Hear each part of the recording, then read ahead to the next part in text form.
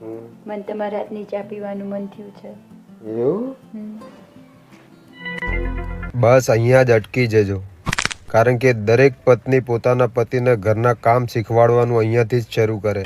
ના જવાય ના જવાય ના જવાય.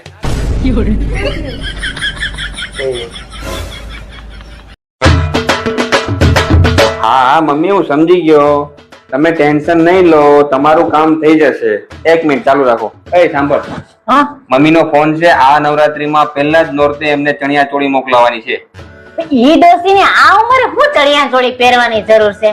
કાઈ નથી મોકલાવાની જરૂર. જોયું? સાંભળી લીધું સાસુમાં? મમ્મી હા પ્રહલા, આપણા બાજુવાળા હે ને કમુરતા હે તોય લગન કરે લો. આ તેમાં શું ફરક પડે? મુહૂર્ત હોય કમુરતા હોય, મુહૂર્ત તો જોવું જ પડે ને. ચમ તો મુહૂર્ત તમે જોઈને જ જાય હતા તમારે તા. શું કાંદા કાઢ્યા અમે?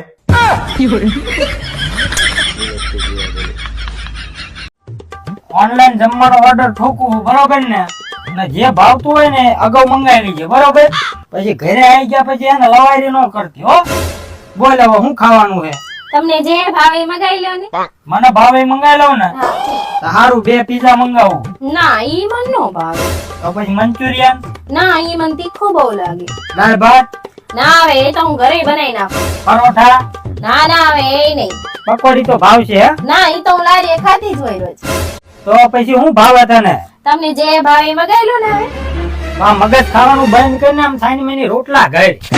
જે ભાવે ખાવું કઈને નીચી આપડી મારે. કેવા બૈરા પાક્યા. સાંભળો, બોલવા માંડો.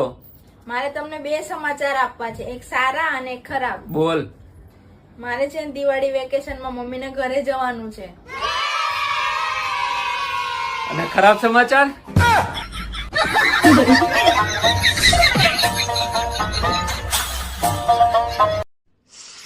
જોન મારી આંખ ફરકે, આજ કઈક નક્કી નુકસાન થવાનું. હજી ફરકે તમારી આંખ? 5000 તો મેં હવાના કાઢ લીધા તમારા પાકીટમાંથી.